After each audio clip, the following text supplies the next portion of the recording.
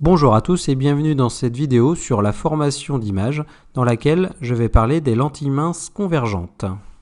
Je vais commencer par définir ce qu'est une lentille convergente. Donc une lentille convergente est un bloc de verre ou de matière plastique transparent qui peut avoir les formes suivantes.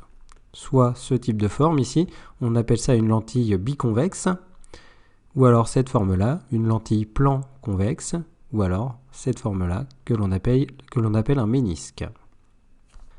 Je vais donc considérer une lentille biconvexe et je vais m'intéresser à un rayon lumineux arrivant sur cette lentille. Donc mon rayon lumineux se propage dans l'air, il arrive sur une des faces de la lentille et donc je vais avoir changement de milieu de propagation. Il va donc s'appliquer sur la face la deuxième loi de Snell-Descartes et mon rayon va rentrer dans la lentille en étant dévié, c'est le phénomène de réfraction. Donc mon rayon rentre dans la lentille, se propage, arrive à une deuxième face où là encore il va subir donc un phénomène de réfraction pour se passer du verre dans l'air. Et donc il est encore dévié.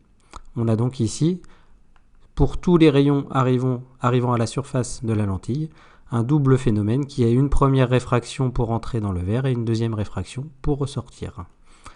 Je vais maintenant m'intéresser à un rayon particulier qui est le rayon qui arrive donc perpendiculairement sur la lentille en son centre. Donc ce rayon, lui, arrivant perpendiculairement, subit là encore une réfraction, mais cette réfraction n'amène pas de déviation car j'ai un angle droit. Donc mon rayon se propage en ligne droite et j'ai le même phénomène de l'autre côté.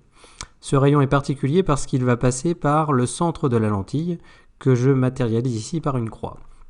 Et maintenant, je vais m'intéresser à un rayon qui arrive avec une orientation quelconque et qui va passer par le centre de cette lentille.